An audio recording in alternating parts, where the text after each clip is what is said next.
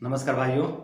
कुछ डॉक्टरों का ऐसा कहना है कि कैंसर से बड़ा इस दुनिया में कोई रोग नहीं है। दुनिया में अगर सबसे बड़ा कोई रोग है तो वो कैंसर है। कुछ डॉक्टरों का ऐसा कहना है कि लकवा से बड़ा कोई रोग नहीं है इस संसार में, इस ब्रह्मांड में। उनका ऐसा कहना है कि एक लकवा जो एक रोग है, दुनिया का सबसे बड़ा रोग है, सबसे बड़ा जो है कि कष्टदायक रोग है, सबसे ज़्यादा पीड़ादायक रोग है लकवा। कुछ डॉक्टरों का ऐसा कहना है कि ब्रेन हेमरेज दुनिया का सबसे बड़ा रोग है। कुछ डॉक्टर्स का कहना है कि ट्यूबरक्लोसिस एक महारोग है, एक बहुत भयंकर बीमारी है, दुनिया की सबसे खतरनाक बीमारी है। तो इस प्रकार से अलग अलग डॉक्टर का अलग अलग मत है। आयुर्वेद के कुछ चिकित्सकों का ऐसा मानना है कि मंदाग्नि से बड़ा इस दुनिया में कोई रोग नहीं है, मंदाग्नि महारोग है, ऐसा आयुर्वेद चिकित्सकों का कहना है। पर मैं ऐसा मानता हूं कि इस संसार में वीर्यनाश से बड़ा कोई रोग नहीं है। देखिए भाइयों, अगर वीर्य शरीर में है तो आपके शरीर में कोई रोग नहीं होगा, और अगर कोई रोग हो भी गया तो आपके मन पर उसका दुष्प्रभाव नहीं पड़ेगा। आपका रोग जो है आपके शरीर तक ही सीमित रहेगा, आपके मन पर दुष्प्रभाव नहीं डाल पाएगा, आपके मन को कमजोर नहीं बना पाएगा। लेकिन वीर्यनाश एक ऐसा रोग है, एक ऐसा महारोग है कि जब वीर्यनाश हो जाता है शरीर से, जब वीर्य का क्षय हो जाता है शरीर से, तो छोटे छोटे रोग भी महारोग नजर आने लगते हैं। छिपकली भी डायनासोर नजर आने लगती है, अर्थात छोटी छोटी समस्याएं बहुत बड़े नजर आने लगते हैं वीर्य क्षय होने के बाद, वीर्यनाश होने के बाद। इसलिए मैं कहता हूं कि वीर्यनाश एक महारोग है जो छोटे छोटे समस्याओं को बड़ा कर देता है, और ब्रह्मचर्य एक ऐसा औषधि है, एक ऐसा उपाय है जो बड़े बड़े समस्याओं को भी छोटा कर देता है। आप देखे होंगे, बहुत से बीमार लोग देखे होंगे, पर वो मानसिक रूप से इतने परेशान नहीं है। बहुत से बीमारों को आप देखेंगे, बहुत से पेशेंट को आप देखेंगे, पर वो मानसिक रूप से इतने परेशान नहीं है।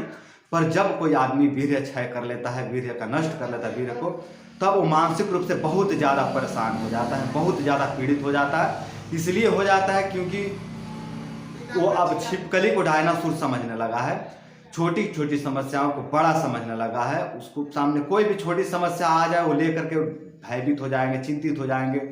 चाहे वो जीवन की कोई भी समस्या हो, चाहे वो छोटी सी बीमारी हो, चाहे छोटी सी कोई समस्या हो, उसको लेकर पीड़ित हो जाते हैं। वीर्य क्षय होने के बाद होता यह कि वीर्य क्षय के बाद ब्रेन का भी क्षय हो जाता है, दिमाग का क्षय हो जाता है, और जो दिमाग का क्षय हो जाता है तो बिल्कुल आदमी दुर्बल पड़ जाता है, मानसिक शक्ति उसका क्षीण हो जाता है, बिल्कुल कमजोर हो जाता है, हताश निराश उदास हो जाता है। बहुत सारे जो है कि उसके शरीर में रोग जन्म लेने लगते हैं। रोग अगर जन्म भी ना लेना, अगर केवल वीर्य क्षय हो गया, चलिए सभी कुछ ठीक है, उसके शरीर में कोई गड़बड़ी नहीं है, तो भी वो मानसिक रोग से पीड़ित हो जाता है व्यक्ति। अगर शरीर में कुछ गड़बड़ियां नहीं है, पेट ठीक है, शरीर के सभी रिपोर्ट्स नॉर्मल है, पर वो व्यक्ति मानसिक रोगी कहा जाएगा। उस डॉक्टर जब उसको जांच करेंगे तो पाएंगे कि ये मनोरोगी से पीड़ित है, मानसिक रोग से पीड़ित है। तो हुआ क्या, उनका जो है कि वीर्य क्षय हो गया है, ब्रेन क्षय हो गया, दिमाग क्षय हो गया है वीर्य क्षय होने के कारण, और अब वो मानसिक रोगी हो चुके हैं। देखिए बंधु, दुनिया में जितने भी पागल हैं ना, दुनिया में जितने भी पागल हैं उनमें से 95% पागल, 95% पागल वीर्य क्षय के कारण हुए हैं। 5% है जो किसी अन्य कारण से पागल हुए हैं, पागल खाने में गए हैं, पर 95% जो पागल हैं वो वीर्यनाश करके फिर पागल खाने में पहुंचे हैं। तो बंधु, ये वीर्यनाश बहुत बड़ा रोग है, बहुत बड़ा रोग है। ये पेट के रोग को जन्म देता है, टीबी को जन्म दे देता है, आंखों की रोशनी को छीड़ कर देता है, दिमाग को छीड़ कर देता है, बालों को नष्ट कर देता है, पूरा शरीर को खराब कर देता है, चेहरे को खराब कर देता है, पूरा मानसिक शक्ति को छीड़ कर देता है। समझिए जीते जी आदमी को मार डालता है। मृत्यु से भी कष्टदायक रोग है, बहुत पीड़ादायक रोग है भाई। इसलिए मैं कहता हूं कि ब्रह्मचर्य का पालन करें। ब्रह्मचर्य से आपके जितने भी रोग आए हैं वीर्यनाश से, वो सभी रोग ब्रह्मचर्य का पालन से दूर हो जाएंगे बंधु। तो आप तनिक भी चिंता ना करें, घबराएं नहीं, आप ब्रह्मचर्य का पालन करें, आपके सभी रोग दोष दूर हो जाएंगे। ये जो कुछ भी मैं कह रहा हूँ ये मेरा खुद का भी अनुभव है, केवल किताबी बातें नहीं है, केवल कही सुनी बातें नहीं है, हमने अपने जीवन में देखा है, ब्रह्मचर्य के फायदे भी देखे हैं, वीर्यनाश के भयंकर दुष्परिणाम को भी झेले हैं। तो हम अपना अनुभव ही आपके साथ साझा कर रहे हैं, शेयर कर रहे हैं। तो आप हमारा विश्वास करें बंधु, आप ब्रह्मचर्य का पालन जरूर करें, आपका ये कष्ट खत्म हो जाएगा ब्रह्मचर्य का पालन से। आप घबराए नहीं, बिल्कुल भी घबराए नहीं। थोड़ा पीड़ा होता है ब्रह्मचर्य में, थोड़ा कष्ट होता है, लेकिन चिंता ना करें, इस कष्ट को थोड़ा सहें। देखिए बंधु, योग और ब्रह्मचर्य एक ऐसा मार्ग है जिसमें शुरुआत में कष्ट होता है, समझ रहे हैं। ये ब्रह्मचर्य और जब हम योग का शुरुआत करते हैं तो शुरुआत में कष्ट होता है, लेकिन बाद में चलकर बहुत आनंद मिलता है, बहुत आनंद मिलता है, लेकिन शुरुआत में कष्ट मिलता है। और ये जो भोग है ना, ये शुरू में तो बड़ा आनंद देता है, लेकिन ये बहुत पीड़ादायक है जिसका आप अनुभव कर रहे हैं। हमें ज़्यादा कुछ बोलने की जरूरत नहीं इस पीड़ा के बारे में, उस पीड़ा को आप अनुभव कर रहे हैं तभी ये वीडियो देख रहे हैं आप, नहीं तो नहीं देखते। तो उस पीड़ा को आप अच्छी तरह से अनुभव करें। तो बंधु, उस पीड़ा से अगर मुक्ति चाहिए आपको, अगर आपको आनंद में जाना है, तो आप ब्रह्मचर्य का पालन करें, वीर्य का रक्षा करें।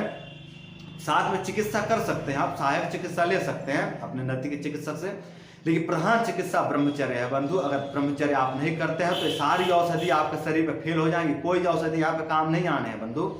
आपको ब्रह्मचर्य करना ही पड़ेगा, आज करें या कल करें। और देखिए, अभी आपके पास मौका है, अभी आपके पास समय है, आप ब्रह्मचर्य कर लें। शादी हो जाएगा, विवाह हो जाएगा तो पत्नी को भी कष्ट देना पड़ेगा, उनको भी समझाना पड़ेगा, उनको भी सहमति लेना पड़ेगा उनसे। अगर सहमत ना हुई तो समस्या खड़ी हो जाएगी, समझ रहे हैं। अभी आपके पास अगर मौका है तो आप ब्रह्मचर्य का पालन कर लीजिए ताकि गृहस्थ जीवन अच्छे से बीत जाए। अगर आप गृहस्थ में आ गए हैं और बहुत ज़्यादा आपके शरीर में उपद्रव जन्म ले चुके हैं वीर्यनाश के कारण, बहुत कष्ट हो रहा है आपको, तो आप अपने पत्नी से सहमति लेकर के धीरे धीरे ब्रह्मचर्य का अभ्यास कर सकते हैं। आपका ये जो जितने भी रोग दोष है सब धीरे धीरे नष्ट हो जाएगा बंधु। तो मैं यही कहना चाहूँगा कि ब्रह्मचर्य का पालन करें और आप अपने सभी रोग दोष को नष्ट कर डालें, इस रोग दोष को मिटा डालें ब्रह्मचर्य का पालन करके। और बंधु, ब्रह्मचर्य का पालन करते करते कुछ काम भी करते रहें, ब्रह्मचर्य का पालन भी करें, साथ में कुछ काम भी करते रहें, जिससे कि आपको मोटिवेशन भी मिलता रहेगा और आपका मन भी बटा रहेगा काम धंधे में। अगर आप काम धंधा नहीं करते हैं, केवल ब्रह्मचर्य का पालन करते हैं, तो आप बैठे बैठे डिप्रेशन में चले जाएंगे। क्योंकि ब्रह्मचर्य का जब उपद्रव आता है तो सबके बस की बात नहीं होता कि सब कोई उसको झेल सके उस उपद्रव को। कई बार आदमी डिप्रेशन में चला जाता है ब्रह्मचर्य के उपद्रव शुरू होने के बाद, जिसको फ्लैट लाइन कहते हैं आज की भाषा में। तो बंधु, आप अपना काम धंधा करते रहें, पढ़ाई लिखाई करते रहें, आपकी जो भी काम है उस काम को करते रहें। अगर पढ़ाई लिखाई से जुड़े हुए तो पढ़ाई लिखाई करते रहें, अगर आप खेती बाड़ी से जुड़े तो खेती बाड़ी करें, अगर आपको कुछ कारोबार से जुड़े तो कारोबार करें, दुकान चलाएं, जो भी है आपका उस काम को करते रहें और ब्रह्मचर्य का पालन करते रहें। कोई ब्रह्मचर्य कोई ऐसा चीज नहीं है कि इसको बैठ करके किया जाए, सो करके किया जाए, जब शरीर पुष्ट हो जाएगा तब हम काम में लगेंगे, ऐसा नहीं है। आप अपने काम में लग जाइए, आपका शरीर पुष्ट होता रहेगा। आप बैठ करके ब्रह्मचर्य नहीं करेंगे, इसका सावधानी रखें, नहीं तो आपको ये महंगा पड़ सकता है ब्रह्मचर्य, समझ रहे हैं। तो आप जो है कि अपने काम को करते हुए ब्रह्मचर्य का पालन करें, चिंता ना करें, आपको इस रोग से जरूर मुक्ति मिलेगा, जरूर मुक्ति मिलेगा। तो बंधु, आज के लिए इतना ही, नमस्कार।